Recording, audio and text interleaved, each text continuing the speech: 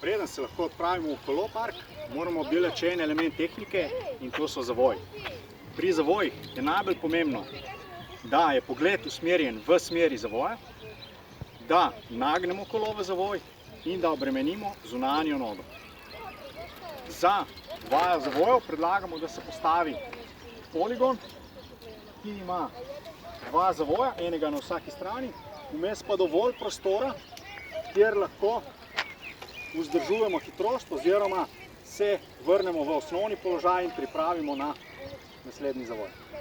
Ko se pripeljemo v osnovnem položaju, najprej pogledamo v zavoj, nagnemo kolo in nato prenesemo težišče na zunanjo nogo.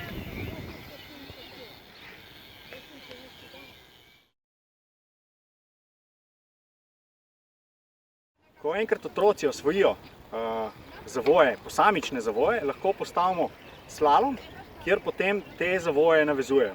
Je pa pomembno, da poskušajo med enim in med drugim zavojem se vrniti v osnovni položaj.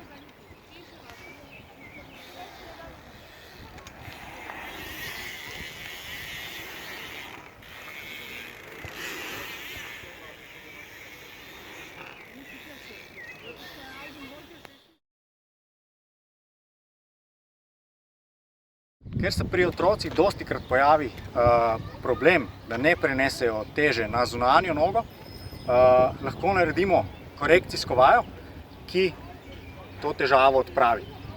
Vaja bo demonstrirana v nadaljevanju, izvedba pa je takšna, da otrok poskuša notranjo nogo, tisto nogo, ki se zapelje čez tožec, odmakniti iz pedala.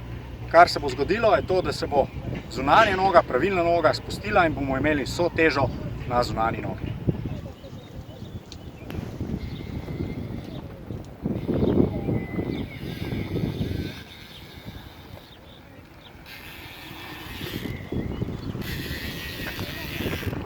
No, sedaj, ko smo osvojili vse osnovne elemente kolesarske tehnike, pa se lahko odpravimo na kolopark. Petka.